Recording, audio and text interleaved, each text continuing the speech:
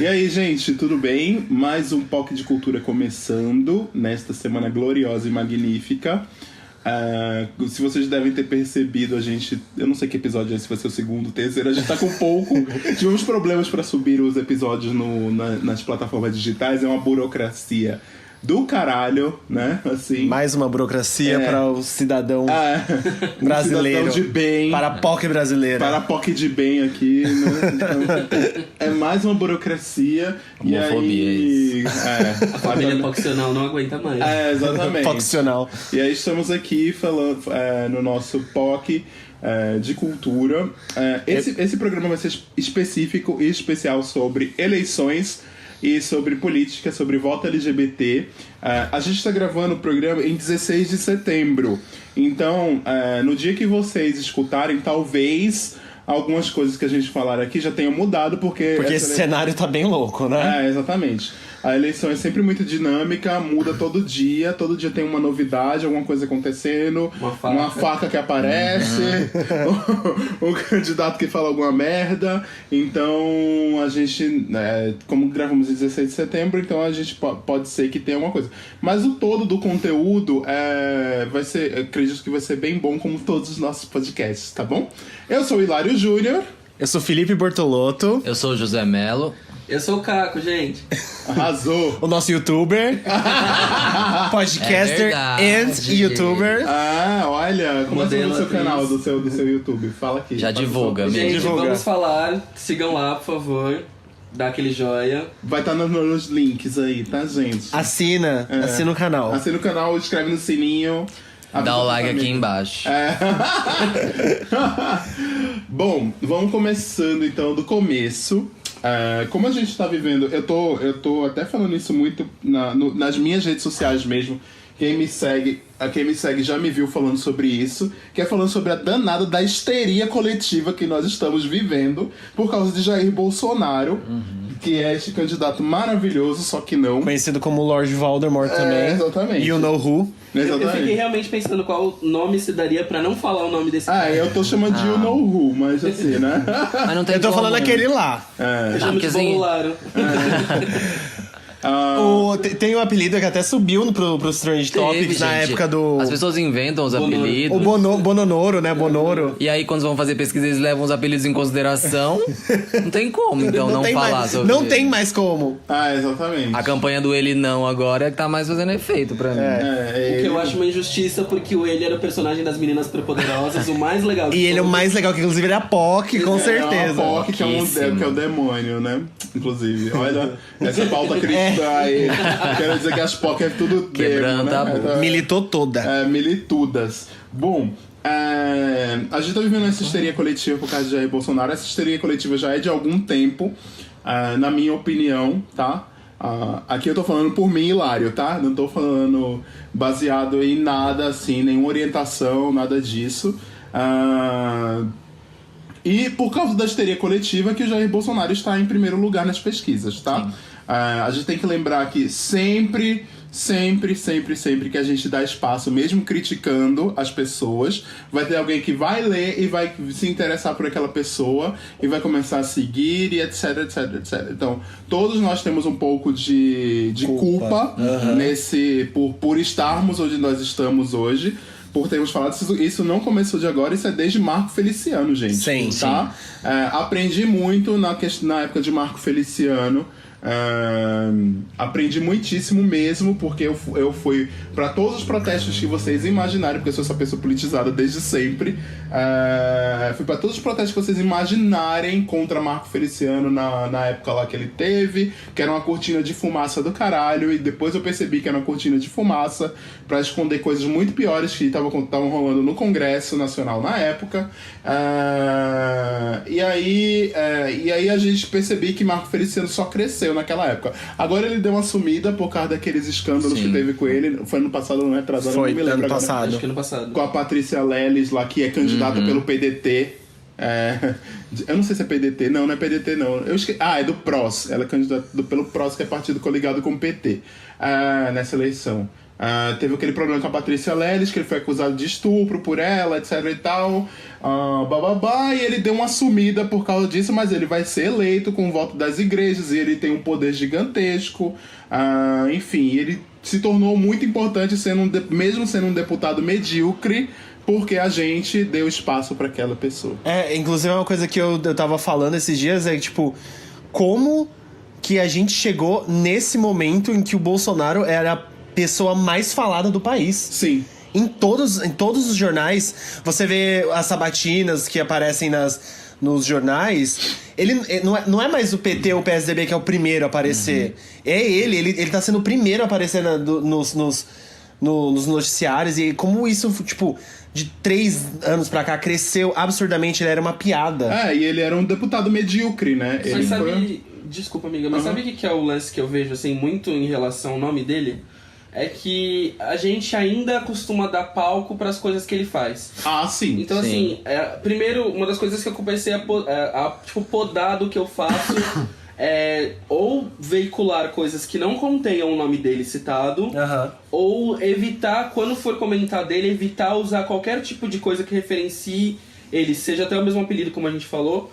Porque, assim, isso vai dando muito palco, que, assim... E ajuda muito em campanha online, né? Exato, sabe? Algoritmo. Gente, chega ao ponto das pessoas não votarem nele, mas, tipo, você entra na timeline de alguém, de algum conhecido, algum amigo, etc e tal, você entra lá, a pessoa só está falando sobre Bolsonaro. Sim. Entendeu? A pessoa não vai votar no Bolsonaro, mas a pessoa só tá falando de Bolsonaro. Exato. Ela tá propagando as ideias dele de qualquer forma, entendeu? Há uns 2 anos, eu excluí todas as pessoas possíveis que poderiam falar sobre o Bolsonaro, que apoiavam o Bolsonaro. De forma boa. De forma boa, Sim. E hoje, em dia, eu abro minha timeline, é como se eu não conseguisse escapar mais, sabe? Sim. Não tem como.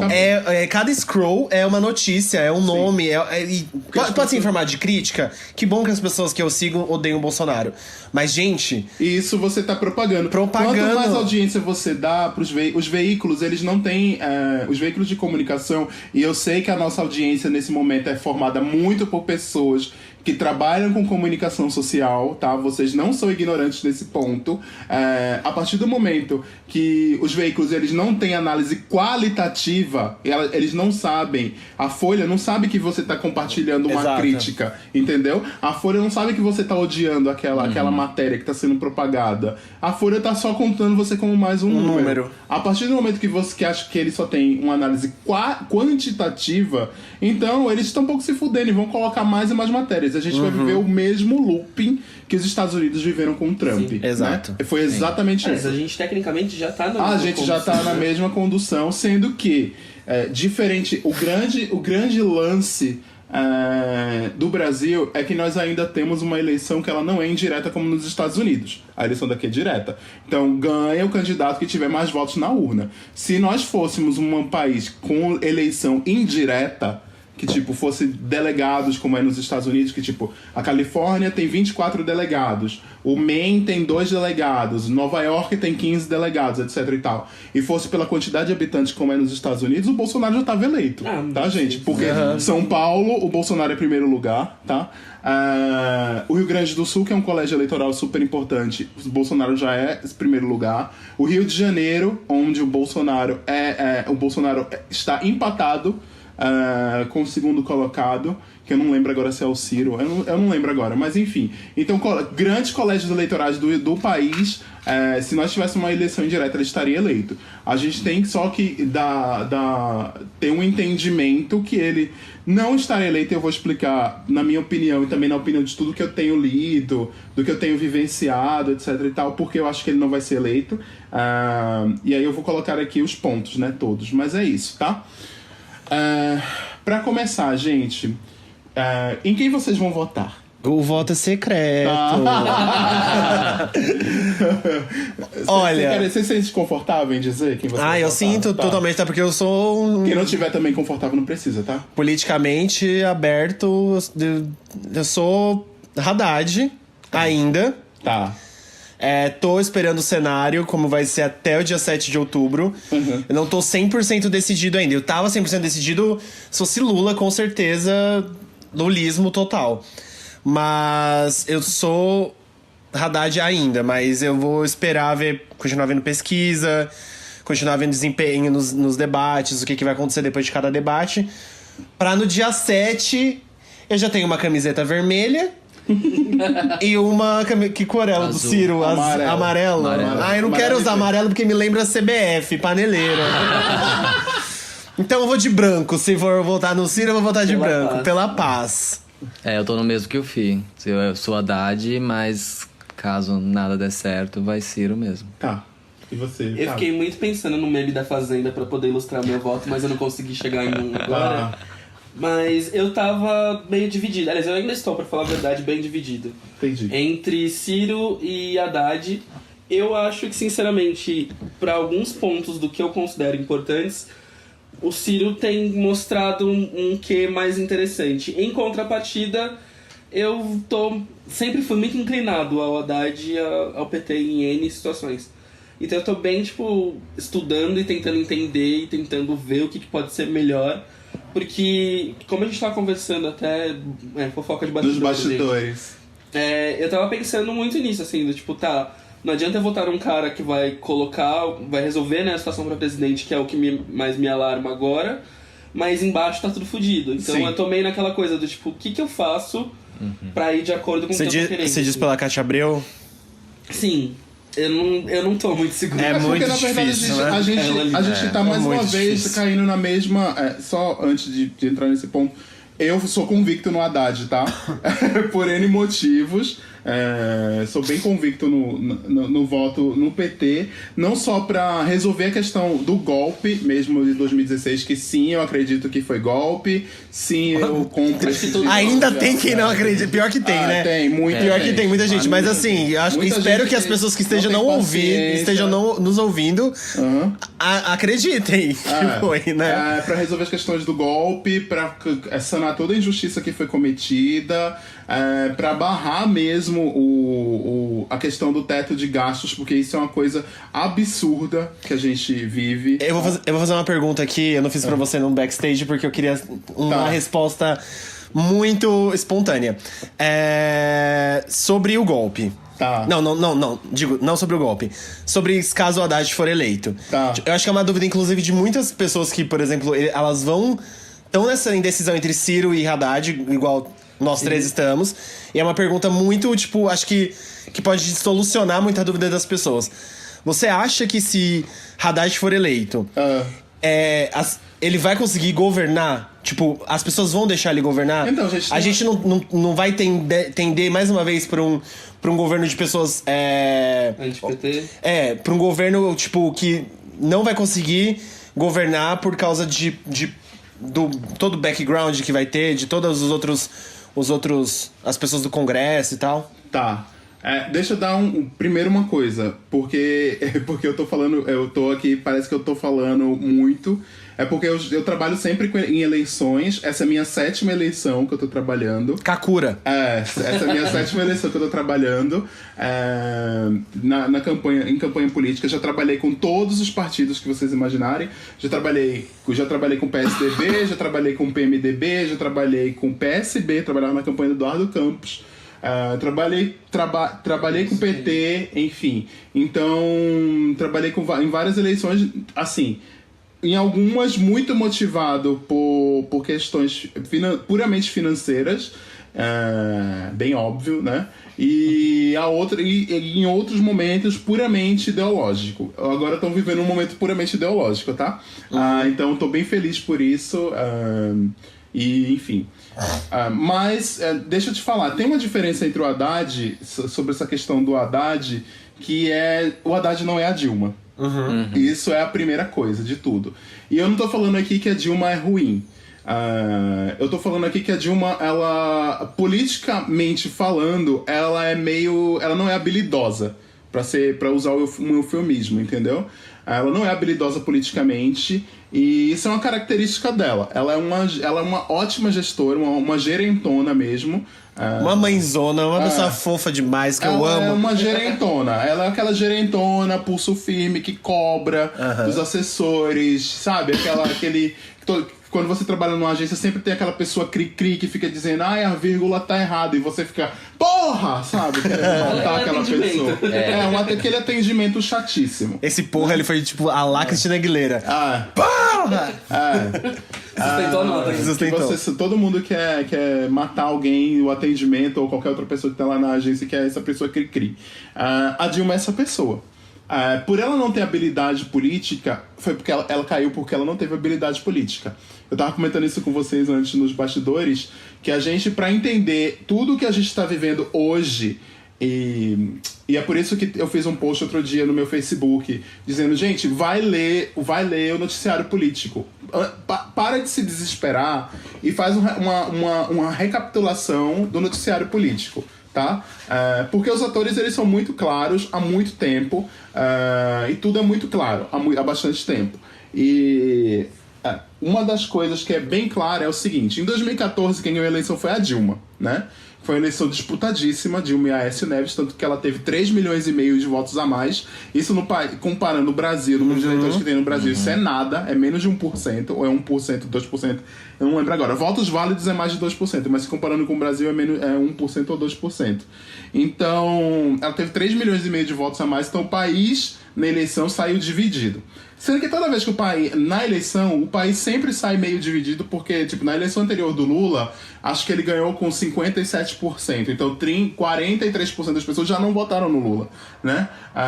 Na outra eleição, ele ganhou por 54%. Então, tipo, 46% das pessoas já não votaram no Lula. Então, o país já é dividido nisso, né? Mas ele sempre saía das eleições, começava o governo e as pessoas começavam a apoiar, porque o brasileiro tem esse sentimento de querer que as coisas deem certo, né? Vai ter que dar tudo certo, vamos apostar, novo ano, novo governo, não vamos ficar contra, etc, etc, etc.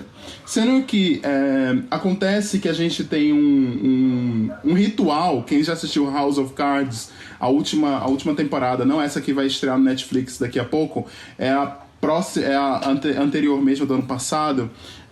Quarta ou quinta, né? É sexta, eu acho. Sexta? Nossa, eu não lembro agora. Enfim. Bom, em House of Cards, se você assistir, tem um momento que eles ficam falando muito do protocolo, que tem um protocolo a ser seguido, etc e tal, quando um presidente é eleito, e não se pode quebrar esse protocolo, porque esse protocolo pode desestabilizar o país. Em House of Cards deixa isso bem claro.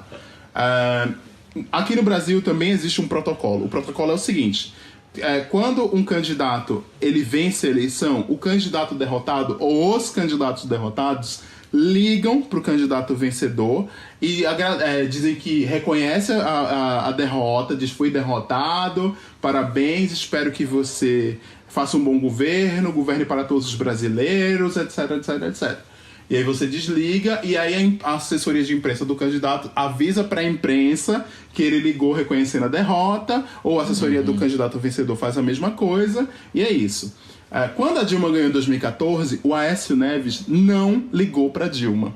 Pô, Aécio, você é o embuste, né? O contatinho embuste. O Aécio Neves não ligou para Dilma. O que foi que ele fez? Ele chamou uma coletiva de imprensa no prédio embaixo onde ele estava, eu não lembro se ele estava no Rio de Janeiro. Eu lembro que nesse dia da apuração ele, Luciano Huck, o Luqueta da galera, o Ronaldinho. Nossa, eu amo aqueles prints de WhatsApp. Sim, Aécio venceu, já tá vindo pra cá de helicóptero. Eu amo! Tecnicamente eleito e depois perdeu. Abriram as urnas do Nordeste, enfim, graças a Deus o Nordeste existe. Amém. Amém, Nordeste.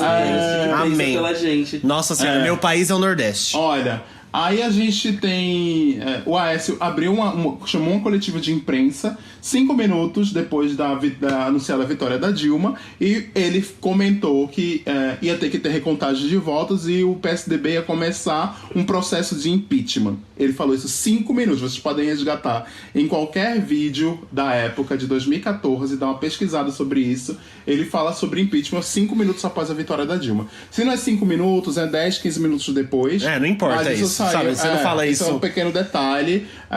O Haddad falou sobre isso na entrevista que ele deu ao Jornal Nacional. Isso tá registrado, tá? E após isso... Foi um grande bebê chorão. Exatamente. Após isso, começou ali um processo de minar o governo da Dilma, né? E esse minar o governo da Dilma é eleger Eduardo Cunha presidente do Congresso Nacional,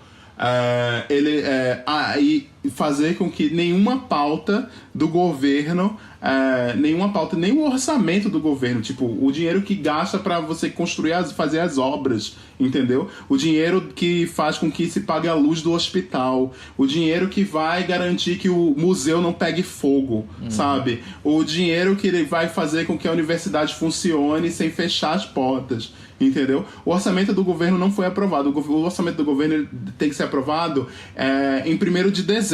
Sabe quanto foi que Eduardo Cunha aprovou? Janeiro. Não, 1º de dezembro. Dezembro? 1º de dezembro. O orçamento tem que estar aprovado até 1º de dezembro, porque a partir de 1º de janeiro ele já tem que estar funcionando. Tá.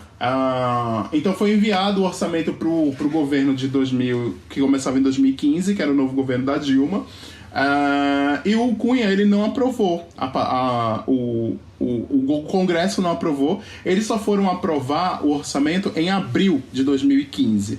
Então o país ficou vivendo, o país e a máquina do governo federal, que mantém muita coisa nesse país e que mantém, tipo, que as pessoas mantém assim, a geração de emprego, etc, etc, etc, só foi aprovado em abril. Então como é que você fica 4 meses num país que estava vivendo o início de uma crise avassaladora, começa nisso, né, nesse ponto.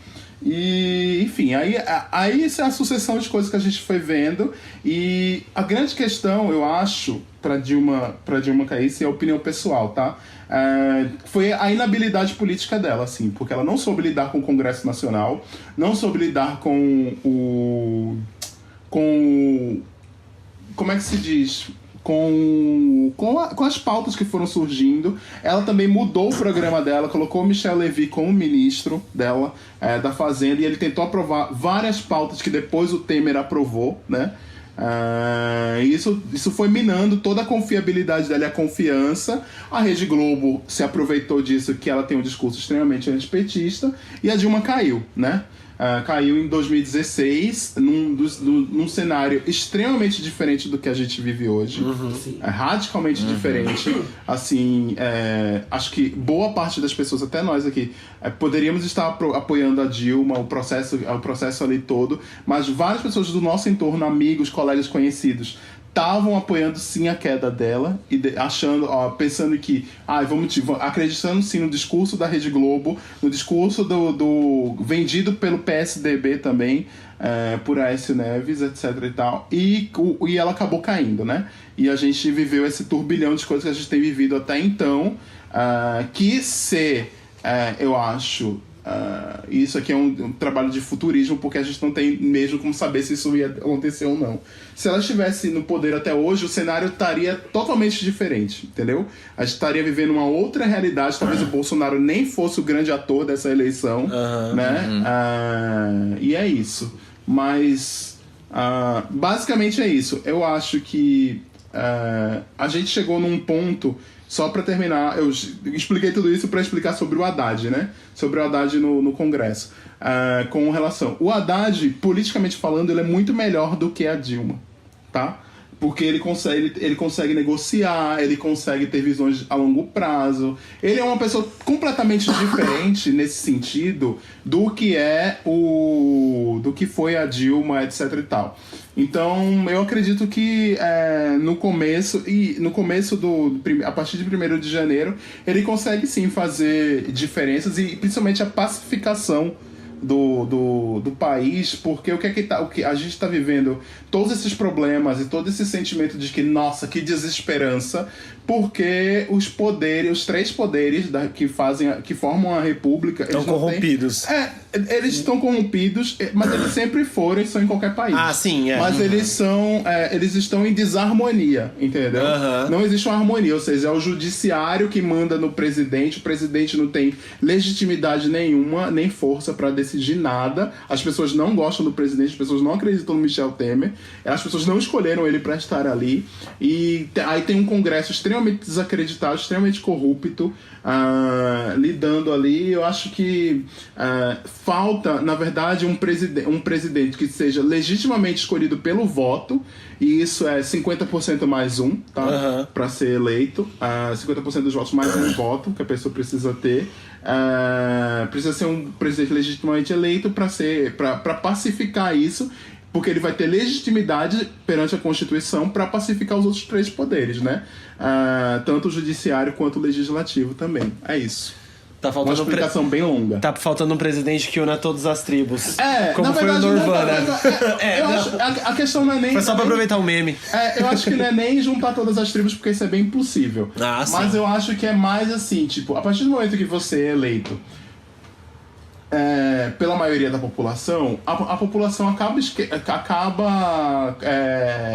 te dando crédito, entendeu? O Temer não tem crédito nenhum. O Temer não cai, até hoje ele não caiu do poder, porque tem interesses muito maiores por trás. Isso passa pelo judiciário, que é aquele velho áudio do Jucá, né? Com o STF, com tudo, né? Tem coisas muito maiores ali por trás, que tem interesse que ele fique, porque não tem interesse que a Lava Jato pegue as pessoas, que determinadas pessoas sejam presas, enfim, que bagunce aquele sistema podre que tá ali em cima, né? Enfim, é isso. E eu acho que a gente chegou nessa salada louca que a gente tá agora, mista, de tanta coisa estranha acontecendo, acho que pelo desinteresse político da população também, né? Porque a gente, como a gente vai entrar numa pauta daqui a pouco, sim, sobre eleger as pessoas que elas defendem as pautas importantes para nós falando aqui, POCs, gays, LGBTs e tal. E eu acho que é isso, a gente não aprende a gostar de política desde pequeno e acaba virando essa loucura toda, então... porque a política é muito desacreditada. Muito desacreditada. Sim, mas aí você pensa, por exemplo, se a gente... Mas é interesse de quem que a política seja desacreditada, entendeu? Isso, dos políticos. Não é nem só dos políticos, é todo o sistema, entendeu? Será que a Rede Globo interessa pra Globo que as pessoas questionem o poder que a Globo tem? Não interessa. Não. Interessa pra, sei lá, pras empresas de aviação, por exemplo, que a população questione o fato delas aumentarem o preço o tempo inteiro, entendeu? Porque interessa... Isso parece até um papo muito doido, um papo comunista, mas não é, gente, assim, se você volta pra Cuba. Se você parar pra pensar como funciona em alguns outros países, tipo na Alemanha, se uma empresa de celular não entrega o serviço para as pessoas boicotam essa empresa, sabe? E a empresa deixa de funcionar, o governo tira a empresa do ar, a empresa é multada, enfim, acontece milhões de coisas se isso acontece na Alemanha. Aqui não, a gente é acostumado a usar, tipo, a operadora não entregou o serviço, a gente... Tudo bem. É assim mesmo, é uma salada. Continua tipo, usando. Exatamente, porque... E a gente tem opção, mas a gente é tão desacreditado de que nós somos meros mortais e que a gente não pode fazer nada pra mudar aquilo, né? Por N fatores e por N momentos, que fica parecendo que é impossível de se mudar, entendeu? Isso é desacreditar a política. Vou usar um corte seu do primeiro episódio. Só que você tava falando da Suécia. Se a Suécia é assim, por que a gente não pode ser Suécia? Se a Alemanha é assim, por que a gente não pode ser Alemanha? Exatamente. Que saco. É que eu acho que vem de um grande conformismo, na verdade, partindo principalmente da nossa geração, assim. Eu vejo que a nossa geração tem uma dificuldade muito grande de entender política, e ao mesmo tempo que rola uma dificuldade de entender política, é o consumir o conteúdo que tá relacionado, sabe?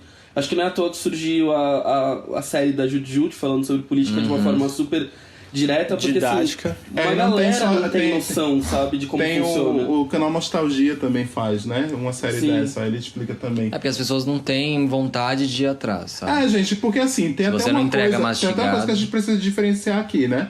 Que eu falei no primeiro episódio, que assim, essa política que a gente tá falando aqui, que a gente tá vivenciando, que são as eleições, ela é a política partidária. São os partidos, os representantes do povo, que fazem as leis, a legislação, etc e tal. E isso é um fato político. Isso é um espectro da política, tá?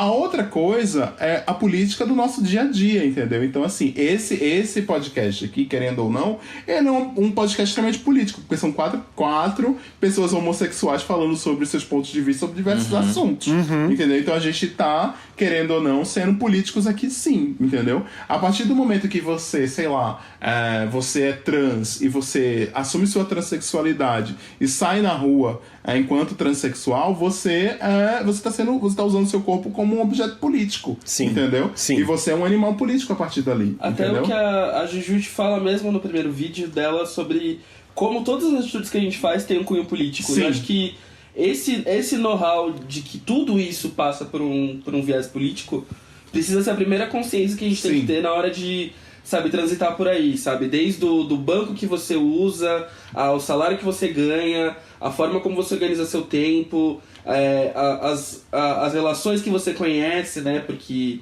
querendo ou não, a gente tá falando sobre ensino, sobre uma série de coisas que estão interligadas com política. Então, assim, não tem como fugir do fato de que a política permeia todos os assuntos. Exato, Então, exato. Sim, o tempo inteiro. Então, a partir do momento que os meios de comunicação, a classe política, por que não também, que tem uma parcela bem expressiva da classe política tem interesse nisso. As meios de comunicação, a classe política, a própria escola, a universidade, nossos amigos, enfim. A partir do que o meio em que a gente vive, como população mesmo, né?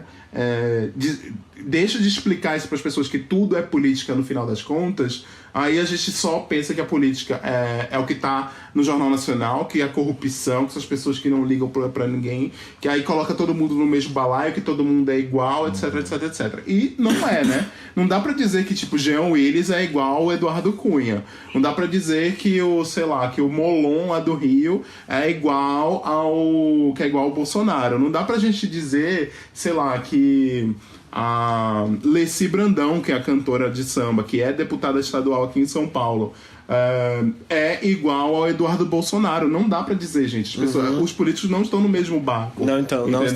Não estão. É conformista demais, é simples demais você falar assim, tá todo mundo no mesmo barco. É todo mundo igual. Porque assim, gosto. se você acredita que tá todo mundo no mesmo barco, você não vai procurar. Sim. Você não vai atrás de saber. Você simplesmente vai fazer assim, quem eu quero pra presidente? Eu voto no presidente e só. Aí você esquece que você tem todo um outro... uma outra camada de armas, que é uma arma, o seu voto é uma arma, pra somar na sua pauta. Então é muito conformista você falar assim, não, é tudo do mesmo, não serve pra nada, eu vou votar só em presidente porque, sei lá, minha mãe mandou, minha irmã vai votar. Mas é o mesmo discurso simplório e pobre, né, pra não falar outra coisa, do fora todos eles. Sim, tipo, exato. Você sabe que existe muita coisa cagada no meio da política. E não é fora todos eles, sabe? Tipo, existe, lógico, a gente sabe que, né... É porque esse é um discurso antissistema, né? Exato. Esse discurso antissistema, na minha opinião, eu tenho amigos que são anarquistas, tá? Tenho amigos que são anarquistas revolucionários que acreditam, sim, na revolução, que tem que pegar em armas, sim, que tem que ir pra coquetel rua, molotov. sim, coquetel molotov, etc e tal, que são os black blocs, blá. Imagina as POCs armadas, gente. Ai, que sonho, utopia. E aí eu acredito não, sim, mentira, mas isso é uma não. coisa muito distante, porque até a gente chegar num nível onde toda a população vai ter um esclarecimento, uma iluminação completa de que é melhor viver desse jeito do que com um sistema como a gente vive, isso demora muito Falido, tempo, entendeu? E isso não acontece da noite pro dia. E esse discurso do fora todos eles, ele nasceu de uma ideia do tipo assim, fora o Lula e a Dilma, mas fora todos eles também. Só que primeiro vamos derrubar a Dilma. Primeiro a gente tira a Dilma, depois a gente tira os outros. É a mesma palhaçada. Nasceu daí. É a mesma palhaçada da época do pato e agora do não vamos engolir o sapo, aquele sapo gigantesco. Sim. Não voto no SCAF, tá? Não voto no SCAF. Que se você for de São Paulo. Bom, gente... Amigo, peraí, acho que um ponto importante pra falar pra pessoas leigas, acho que principalmente. Quais são os caminhos que você recomenda pra uma pessoa leiga procurar informação sobre o candidato político que ela quer? Tá. Eu acho que primeiro de tudo é você se informar não tô dizendo pra você não consumir a Rede Globo, tá?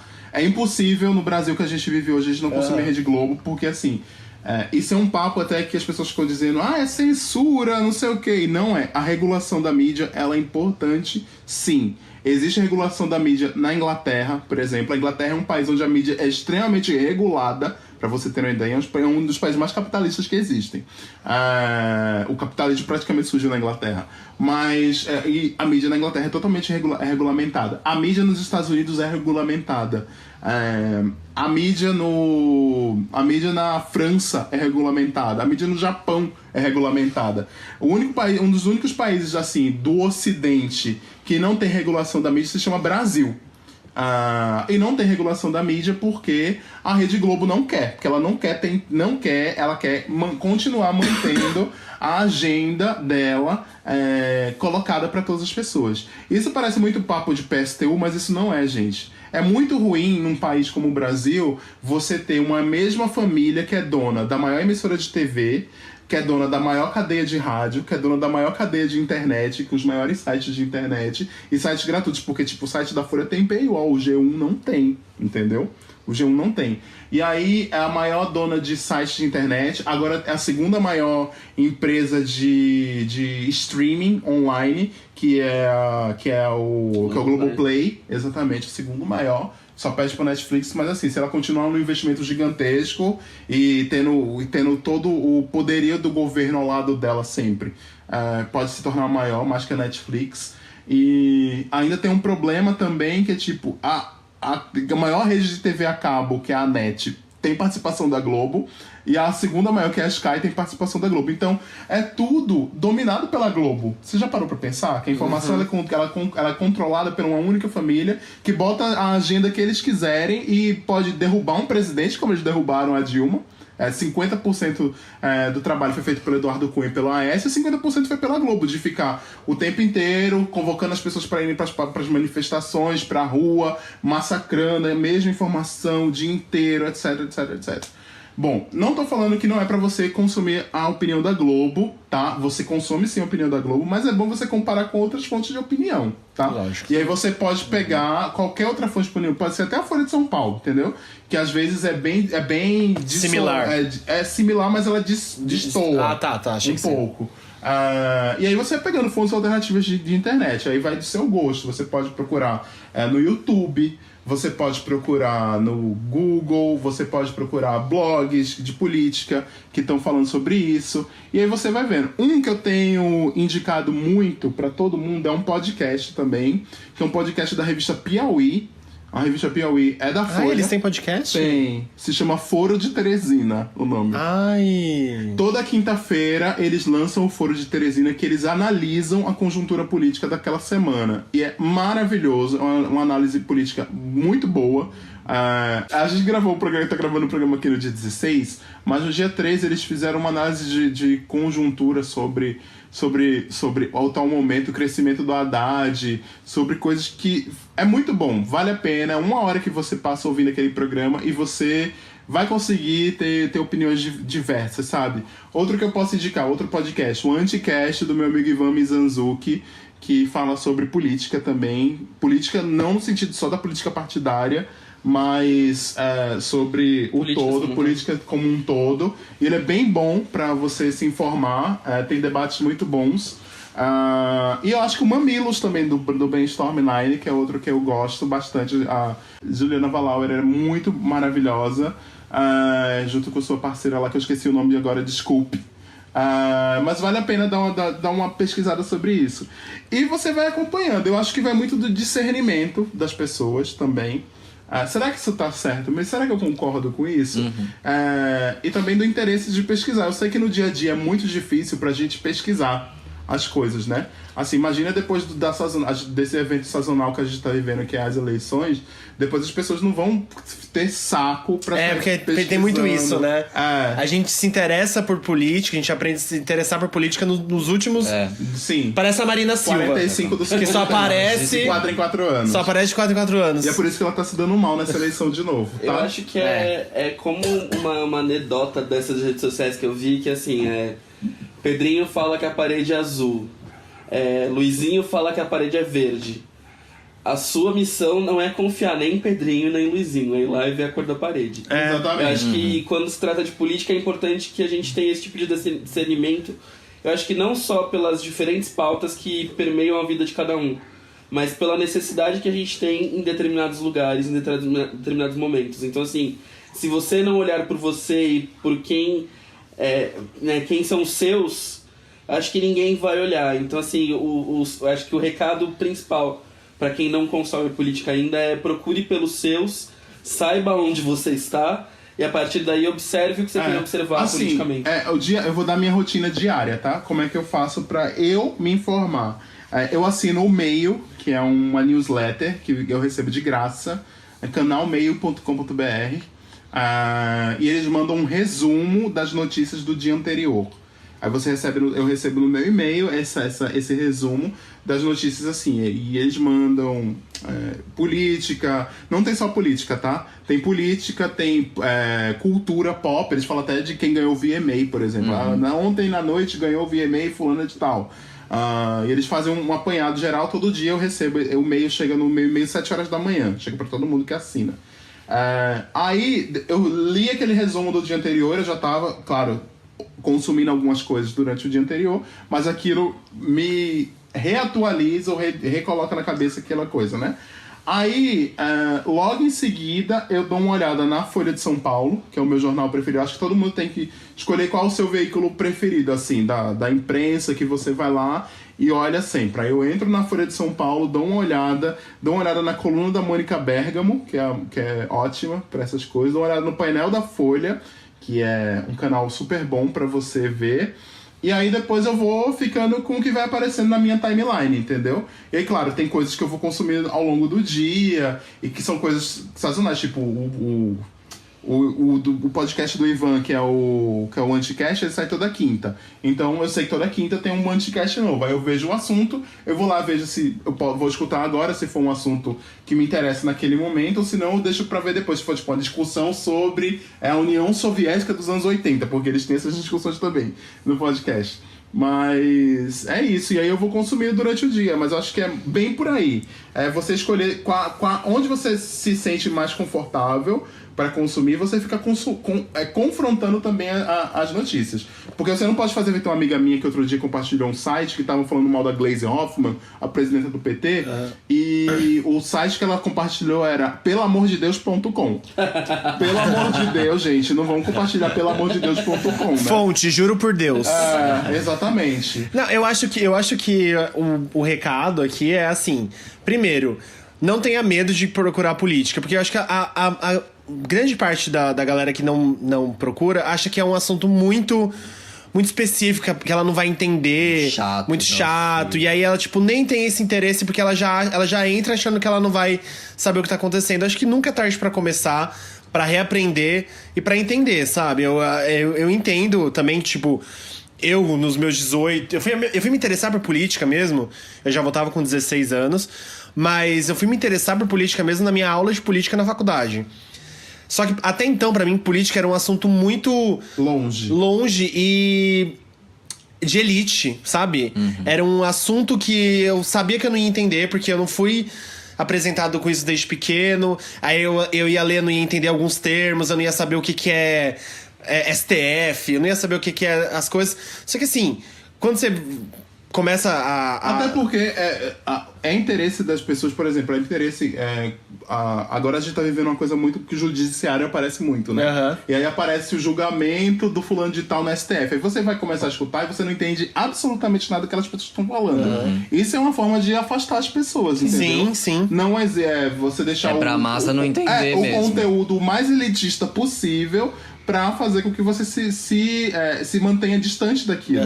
Por isso que um político como o Lula é tão popular, porque ele fala na língua do povo, exatamente como o povo fala e como todo mundo vai entender, entendeu? É isso. Então, eu acho que é assim, tipo, começa a pesquisar, a gente tem as ferramentas do Google, qualquer termo tá lá, a gente consegue ter acesso a isso. Inclusive, existe uma ferramenta do Google, gente, se você coloca um assunto nessa ferramenta, eu vou deixar isso daí depois na descrição junto com os pontos que a gente falou hoje, que você consegue concentrar um único tópico, ele vai te recolhendo informações sobre esse tópico diariamente e te manda bonitinho no seu e-mail. É como se você fizesse essa newsletter que o Hilário falou, só que através do Google. Ele faz um clipping de todas as coisas que você quer saber. Então, assim, não dá pra também não consumir, né? Tá facinho pra consumir. É um filtrão. Sim. Gente, só uma coisa que eu me lembrei agora, pra gente falar, antes da gente entrar na pauta do Congresso especificamente, aqui desse podcast, acho que vai passar todos os limites de horário aqui nesse podcast hoje. Só uma coisa que eu me lembrei agora, antes da gente entrar na parte do Congresso, sobre essa questão do voto útil, tá? E como isso se comporta nas eleições. O brasileiro, isso eu tô me colocando aqui também nessa, tá? Ele tem uma memória muito curta para muitas coisas, né? A gente tem uma memória curtíssima, a memória coletiva, o inconsciente coletivo do brasileiro é muito curto.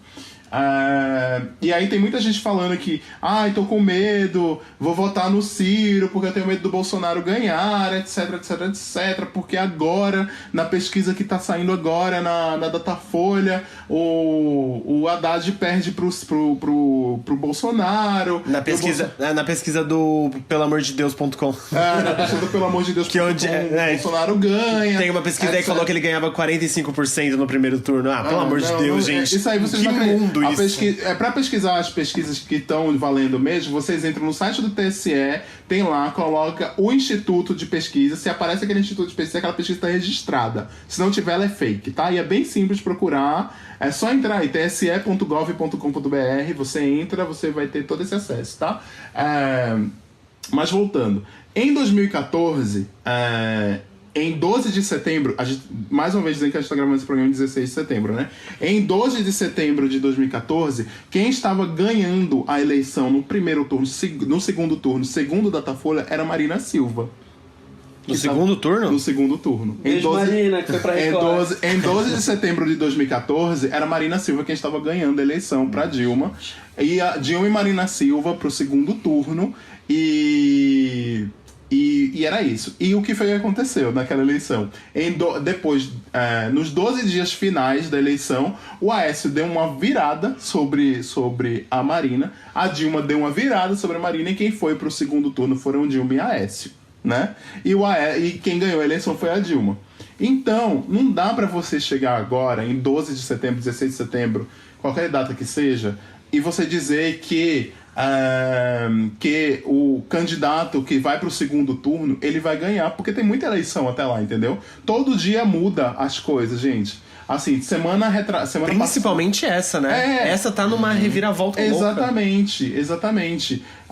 E a conjuntura política, eu vou te dar só um exemplo. Quando a Dilma caiu em 31 de agosto de 2016, a Datafolha faz uma pesquisa que é tipo, qual o partido político que é de sua preferência para a população, né? Quando ele faz a pesquisa.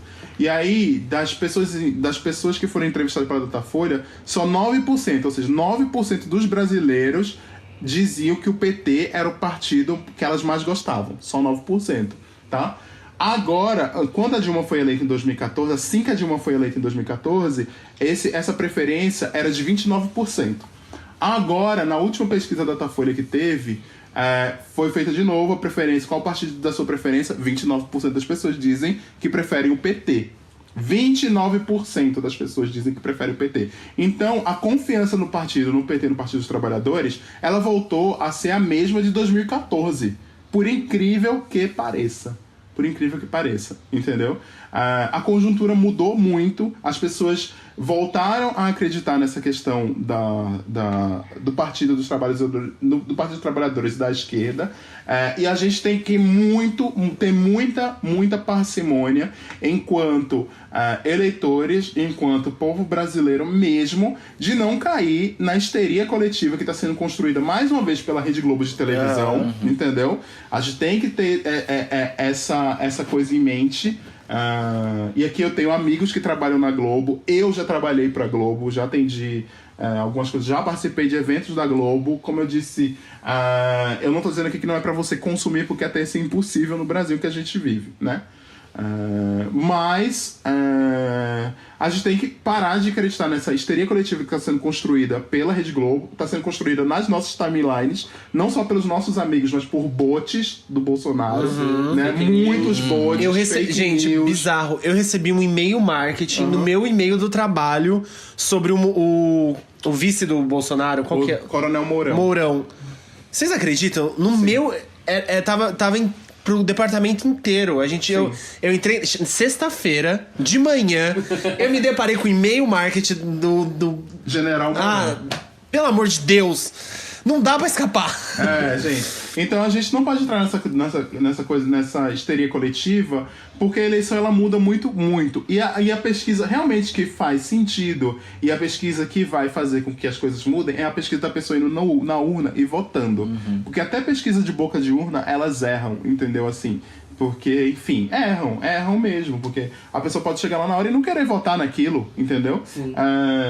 O voto útil mesmo você decide no dia 6 de outubro ou no dia 7 de outubro, você tá indo pra lá, aí você vai dizendo, será que eu vou votar nisso mesmo? Aí você faz o seu exame de consciência, você vai lá e vota. Mas antes disso, é você atender a interesses. E esses interesses, que interesses são esses, entendeu? E aqui eu não tô demovendo ninguém do seu voto, mas eu tô pedindo muito uma calma para as pessoas, entendeu? E olha que eu sou a pessoa menos indicada para pedir calma pra pessoas. Como vocês me conhecem aqui, né? Mas eu sou a pessoa menos indicada para pedir calma, mas a gente tem que ter muita parcimônia e muita maturidade quanto a isso, entendeu? Maturidade política, maturidade do entendimento de como tá sendo construída a narrativa de novo pra gente acabar de novo atendendo interesses de A, B ou C. Isso. Eu acho que isso que você falou eu vejo muito real, assim, tipo, como o esforço para que a gente entre na histeria coletiva e que passe a não processar as coisas, porque assim, já vem uma informação difícil, codificada para poucas pessoas, e a gente sem entendimento dessas coisas é meio que o princípio de uma bola de neve, sabe? Sim. É uma bola de neve que está sendo alimentada todos os dias. Sim. Então, se a gente não presta atenção, é pedir para acontecer isso. Sim, exatamente. Um exemplo bom de eleição, gente, meados de 1997, por aí, a gente teve Daniela Freitas e Sheila Mello, que concorriam para uma belíssima vaga, onde Daniela Freitas já era pintada como vencedora. E a gente viu o caminho da história. A reviravolta. Foi a nova loira do Tchan. Sheila Mello ganhou como nova loira do Tchan. Boa, gostei do exemplo. Cultura, gente. Bloco de cultura tá aí.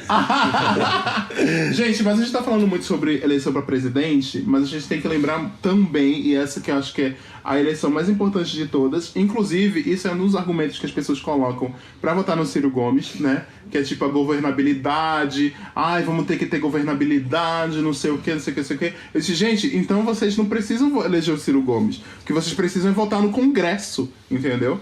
Votar em candidatos que façam com que a pauta do Congresso mude. Porque a governabilidade depende muito do Congresso. Exatamente. Sim. A Dilma não teve governabilidade porque o Congresso estava falido. Exatamente. Tava tudo do lado totalmente contra. Eduardo Cunha era o grande fiel do Congresso e fez toda essa balbúrdia que a gente vive. Fora que uma bancada evangélica gigantesca, uma bancada conservadora, a bancada da bala. A bancada BBB, né, que chama, que é Boi, Bala e Bíblia, que tá lá no Congresso. Olha, eu não sabia dessa. É a bancada BBB. Boi, Bala e Bíblia, tá lá. E assim como lá eles também combinam voto, né? Exatamente. Eles combinam voto pra caramba. E... eu não sei se vocês lembram quando aquele episódio fatídico da nossa história, que foi as eleições para o impeachment do Congresso. Foi do Congresso? Foi. Transmitido, que o Brasil parou assistindo mais do que a final do BBB do Jean Williams. Mas o tanto de congressista, o tanto de deputado falando barbaridades, falando voto pela família, falando de torturador da ditadura. Jogando porra de glitter e escambar 4 pra votar, sabe? Pelo amor de Deus. E vocês lembram disso, e é aí que mora a importância do voto. Fora o presidente, sabe? As pessoas ficaram chocadas, na verdade, né? Porque eu lembro de um amigo meu que tava tweetando, e aí tweetou pra Mônica Waldvogel, que é aquela jornalista da Globo, né? E ela falou, nossa, mas esse congresso é um absurdo, etc e tal. E ela disse, primeira vez então que você tá tendo contato com o congresso, né? Eu tenho há mais de 20 anos.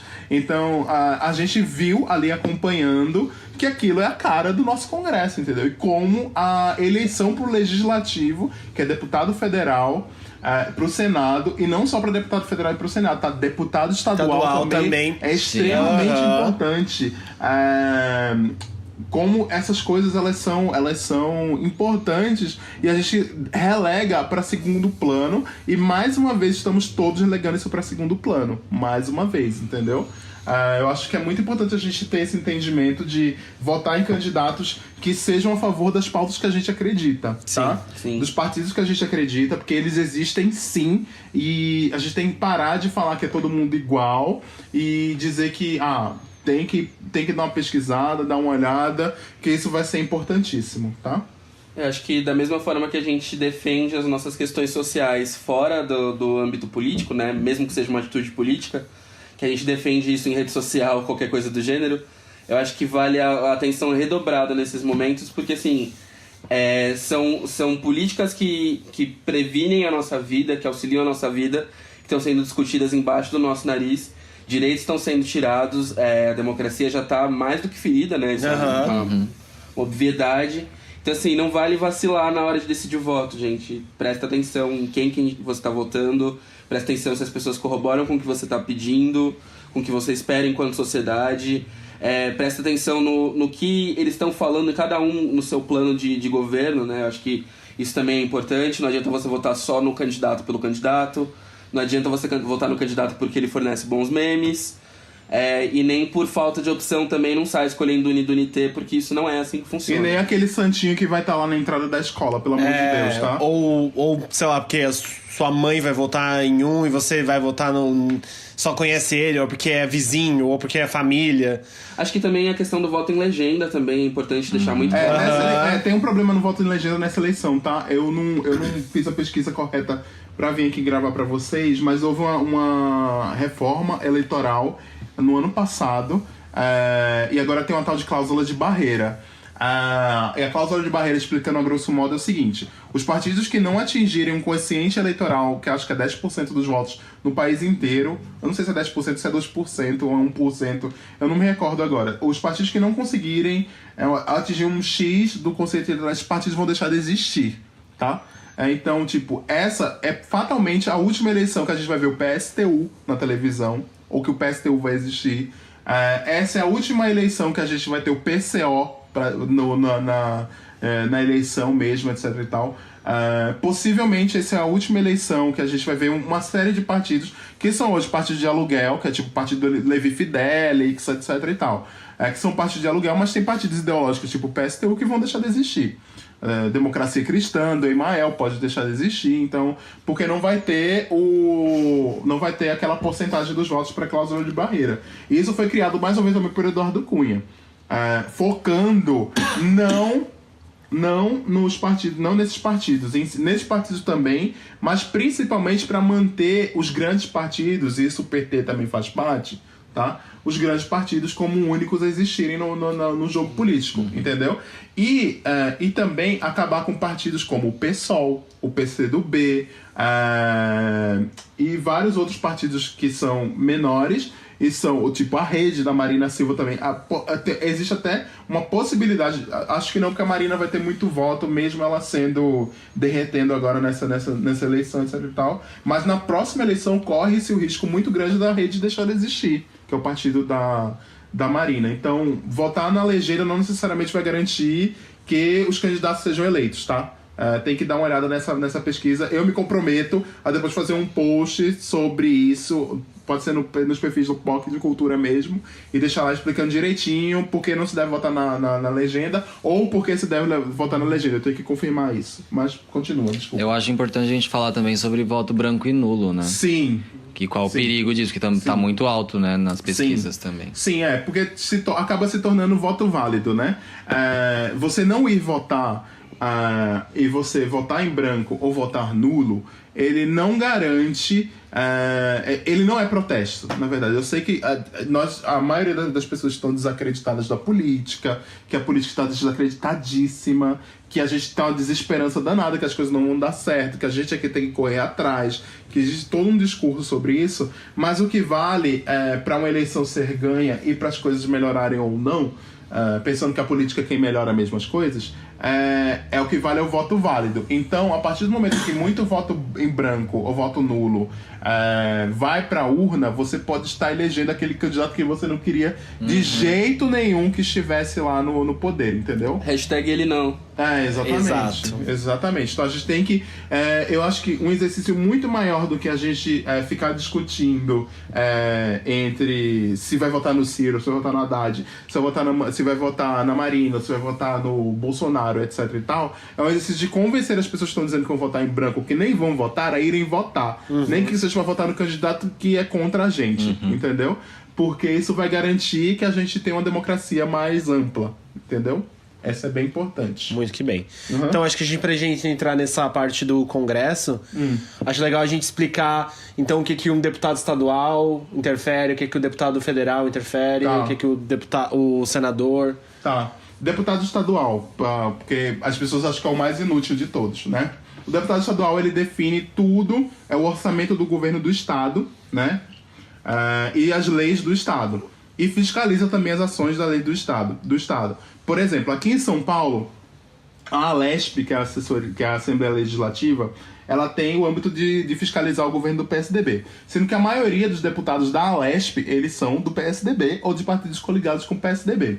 E eu vou dar um exemplo. Teve o escândalo da merenda, que acho que muita gente deve saber há uns 2 anos atrás, que foi que o presidente da ALESP, que é do PSDB e que é coligadíssimo com o Alckmin, que eu esqueci o nome dele agora, eu vou ter que pesquisar depois, ele foi denunciado pelo Ministério Público porque ele desviou dinheiro da merenda da merenda das escolas públicas quando ele era secretário de Educação para a campanha dele. Ou seja, ele desviou o dinheiro da merenda das crianças para ganhar a eleição e aí foi feita uma CPI na ALESP para indiciar tanto ele quanto o Alckmin, e essa CPI foi abafada. E aí teve a UNE e a UBS, que são as entidades estudantis que fazem carteirinha de estudante que a gente usa para entrar no cinema, mas elas têm uma atuação política bem forte. Elas ocuparam a ALESP. Durante 2 semanas eles acamparam dentro do plenário da ALESP para forçar o governo a abrir a CPI. A CPI foi aberta e a CPI foi esvaziada pelo Geraldo Alckmin e pelo PSDB. Então você imagina que se o grosso da população, ao invés de escolher qualquer candidato ou focasse em determinados candidatos ou determinados partidos para eles entrarem, talvez a história tivesse sido outra, entendeu? E a gente tem que pensar muito nisso. A gente às vezes vota, vou votar no deputado tal porque ele é do meu bairro. Ele fez muito pelo meu bairro. Ele ajudou a minha prima. A minha tia pediu pra eu votar nesse. Exato. Exatamente. E aí a gente acaba colocando uma pessoa lá que ela vai contra todos os seus interesses, o interesse público, entendeu? A gente tem que ter muito entendimento nisso. Bom, um deputado federal, ele faz a mesma coisa que um deputado estadual, é quem aprova o orçamento da República e fiscaliza as ações do governo, leva dinheiro para suas bases eleitorais, ou seja, leva uma grana, uma reparte para asfaltar uma rua, para construir um hospital, repasse para uma prefeitura, etc e tal, faz isso.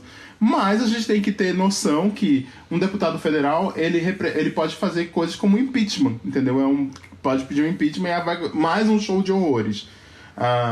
O senador é a mesma coisa do deputado federal, sendo que é uma câmara que, tipo, no Congresso tem que ter um avalizador. Então, os deputados, eles decidem uma coisa, mas aí tem que passar pelo crivo do Senado, é como se fosse um double check, vamos dizer assim, das leis. Então, aí passa pelo crivo do Senado para poder uma lei entrar em vigor mesmo. Então, o senador ele tem a função, vamos dizer assim, de ser ainda mais saber ainda mais sobre política, ou ser muito mais culto naquela matéria do que os deputados, entendeu? Porque ele tem que avalizar as leis que são colocadas no Congresso. Então é isso. pelo Congresso Nacional. E a gente não pode colocar qualquer um, senão a gente vai ter o quê? A gente tem senador que é tipo Magno Malta. Gente que lê um versículo da Bíblia toda vez que ele sobe no púlpito do Senado. Entendeu? Isso é um absurdo num país laico. E esse ano a gente vota em 2 senadores. Exatamente. A gente vota em 2 senadores. Acho que uma das maiores piadas que a gente tem sobre a nossa população é essa questão do laico. Uma vez que, né, isso nunca é respeitado em momento algum. Nunca. É bom ficar de olho em quem costuma fazer esse tipo de apelo dentro do espaço político. E até da esquerda, viu? Porque Cabo Daciolo foi eleito pelo PSOL. A gente não pode esquecer disso, tá? Cabo Daciolo, que é uma grande piada Você tá fazendo cara de espanto, mas ele foi eleito pelo PSOL do Rio de Janeiro. Em 2014, ele foi o 3º ou 4º mais votado do partido, um dos 10 mais votados do Rio de Janeiro, e ele foi eleito pelo PSOL. Ele foi expulso do PSOL só no meio de 2015, porque ele votou a favor de uma lei lá do Eduardo Cunha, que o PSOL era radicalmente contra, aí eles expulsaram. Mas assim, nos primeiros dias no Congresso, ele virou pro Chico Alencar, que é o outro deputado do PSOL, e perguntou se o PSOL era mesmo um partido comunista, porque ele não acreditava no comunismo. Ele só acreditava na Bíblia. Então é isso, tá? Ai, gente. Esse é o nosso ponto. Então a gente tem que, mesmo na esquerda, a gente tem que ver se existem esses aliados mesmo, tá bom? O que a gente tinha combinado antes, desculpa. Eu só ia falar uma coisa. E hoje a gente tem Cabo Daciolo fazendo vídeo na frente das Havans do país inteiro. Vai acabar com a van. Que vai acabar com a van, que não vai ser Estados Unidos aqui, não. É maravilhoso. Bizarro. E acho que vale uma lição, a lição que a gente deu no começo sobre não dar palco pra idiota. Sim. Igual a gente fez com o Bolsonaro. Sim. Porque daqui a alguns anos, esse Cabo Daciolo pode ser o próximo Bolsonaro. O próximo Bolsonaro. Então, gente, vamos parar. Esquece esse cara. Deixa ele lá no monte. Deixa ele lá no monte. Jejuando. Certo, ele só vai descer isso, vai pro monte, leva o Bolsonaro com você. Ele só vai descer do monte dia 26 de setembro, ele disse. Bom, gente, uma das dicas que a gente pode dar aqui, já que somos todos LGBTs, esse é um podcast LGBT, E LGBT tem tudo a ver com política. Exatamente. Tudo a ver com política. Não é só lacre, nem ficar brigando nos comentários do papel pop, tá? Isso. Gente... Não é só votar em drag, não. Exatamente. De RuPaul. Gente, por falar em votar em drag, a gente tem a Léo Áquila como candidata, sabe? A gente tem a Salete... Apesar que a Salete Campari, ela tem uma aqui em São Paulo, tá? Tô falando pra quem é de São Paulo. A Salete Campari tem até um trabalho social ok, mas tipo, Léo Áquila... Mas Léo Áquila... Não, e Léo Áquila tá num partido coligado com o Dória. Não entendeu? dá. Nossa senhora, o que tá acontecendo? O Daciolo no PSOL, o Léo Áquila com Dória. Não, pelo amor de Deus. Exatamente. Bom, deixa eu contar. A gente tem uma associação que é suprapartidária, que são vários partidos, que é a Aliança Nacional LGBTI, que é uma aliança suprapartidária, que tem várias organizações sociais, de vários partidos envolvidos, que, na verdade, ela está colocando, ela fala a lista dos candidatos que são LGBTs ou que apoiam as causas LGBTs no Brasil, em vários estados. Eu acho que são os partidos que mandam os planos de governo e se inscrevem nessa plataforma, né? Isso. Então, assim, se o seu partido, ele tem... Se esse partido... Na verdade, se esse candidato tem interesse na pauta LGBT, se esse candidato ele tem plano de governo ou se ele é uma pessoa LGBT, ele se inscreve e aí ele fica listado lá, ele passa por uma análise pra ver se realmente está dentro do plano de governo. Eu acho que a gente tem até agora inscrito como presidente, por exemplo, Haddad, Ciro Gomes... E a Marina. Não... É a Marina? É a Marina. E o Boulos também. O Boulos. Não é a Marina. A Marina não tá. Tá Haddad... São candidatos Ciro que tem Gomes, no plano de governo, tem compromisso com a causa LGBT. Com a causa LGBT. E o Boulos. Então, ele tem isso para todos os cargos. Os cargos, que a gente vai votar no dia 7 de outubro. Isso. E lá você tem acesso aos nomes desses candidatos.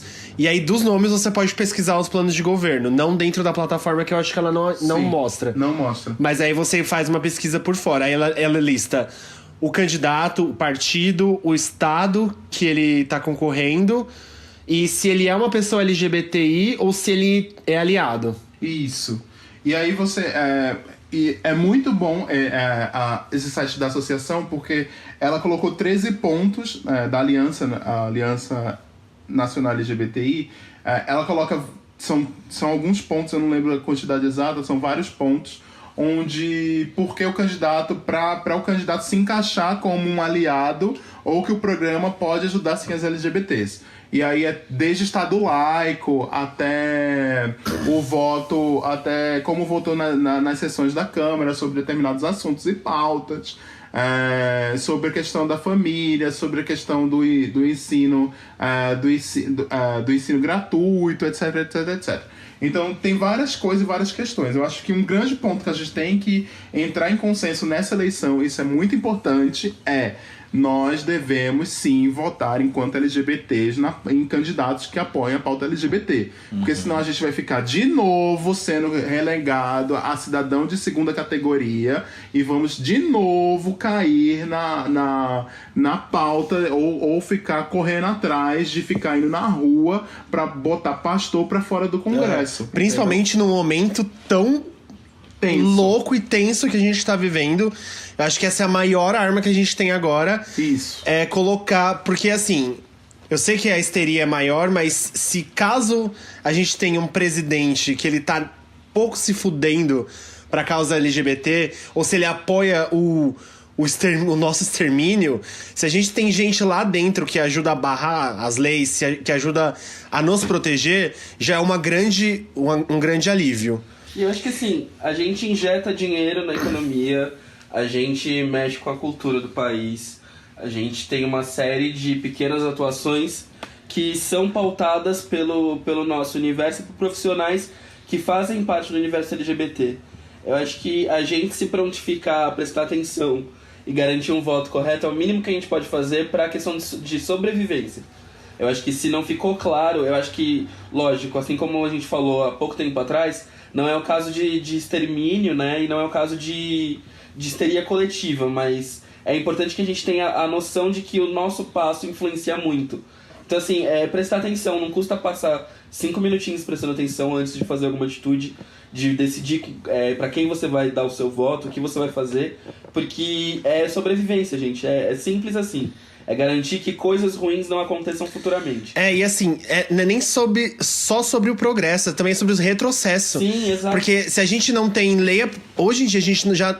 É muito difícil conseguir aprovar uma lei que seja progressista pra nossa pauta, que seja um avanço. Daqui pra frente pode se tornar... E já é, inclusive, ao contrário. Eu não sei se vocês sabem, a cura gay, ela é aprovada. Ela foi aprovada. Sim. Ela não foi barrada. A gente sofreu um grande golpe. Porque ficou muito por trás. Quando a cura gay, ela... Mais uma cortina de fumaça. Isso. Enquanto a gente tá histérico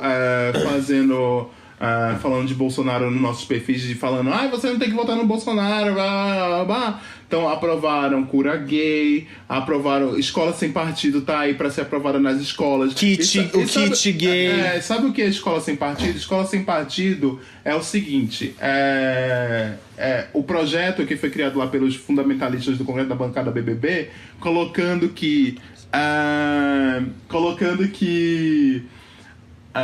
nas escolas, os professores não vão poder dar opinião, eles só vão poder dar aula. Ou seja, vai lá, dá a matéria, se o aluno perguntar qualquer coisa, o professor não pode responder. Não pode se posicionar. Não pode se posicionar, entendeu? E, além disso, ainda tira matérias super cruciais da grade, tipo história, geografia, entendeu? Gente. E deixa só matéria super tipo português, matemática. Exatamente, pra você não criar pessoas com opinião. É isso, entendeu? Então, tipo, a gente... Se o aluno quiser estudar história, ele tem que ir atrás. Essa é o grande lance. Tipo, exatamente. E assim, a gente sabe que a gente vive num país que ele não incentiva a gente a aprender a história.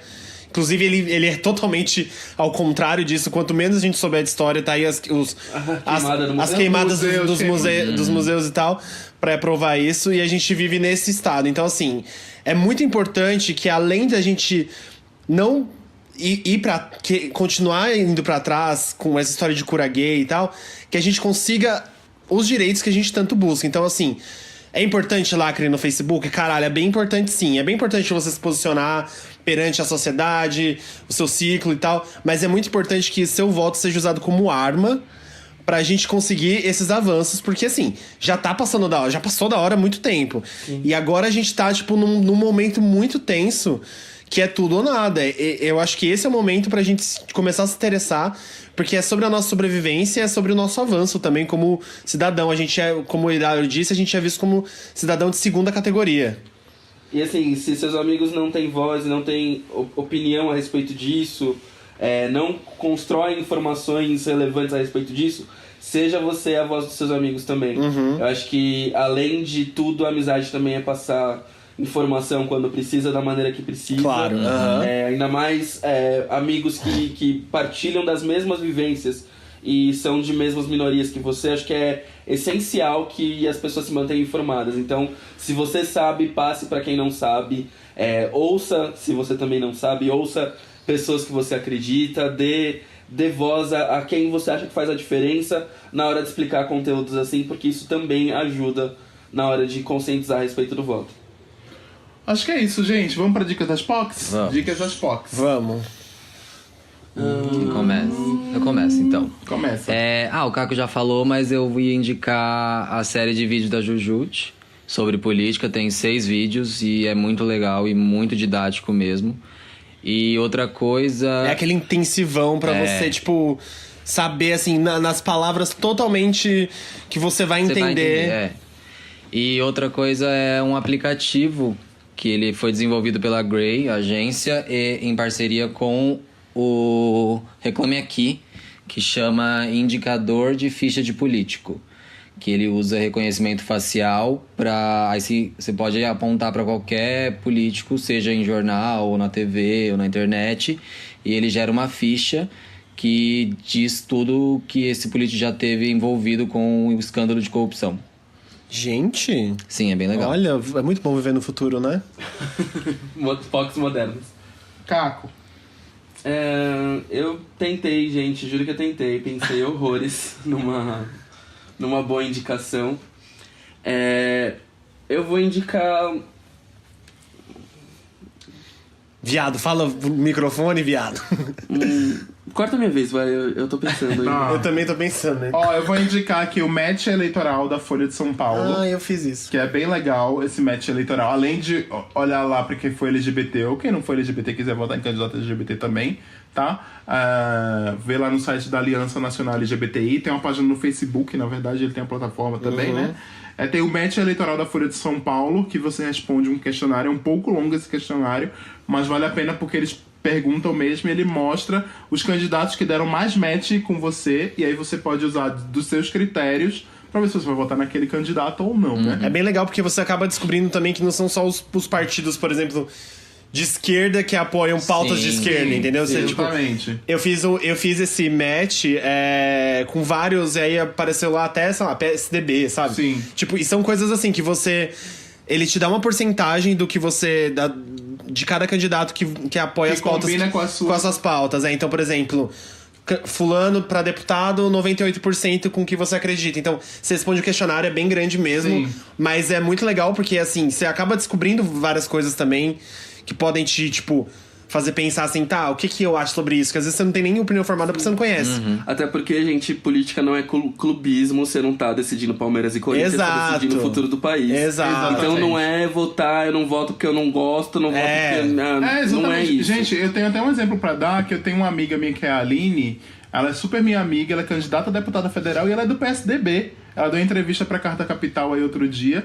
E a Aline é uma das pessoas mais progressistas que eu conheço, entendeu? Assim, ela é do PSDB. Ela é do PSDB por N motivos, entendeu? Por identificação com as pautas do partido, etc, etc, etc. Mas ela é do PSDB e assim, eu votaria na Aline, por exemplo, entendeu? Eu ainda não tenho decidido meu voto pra deputado federal.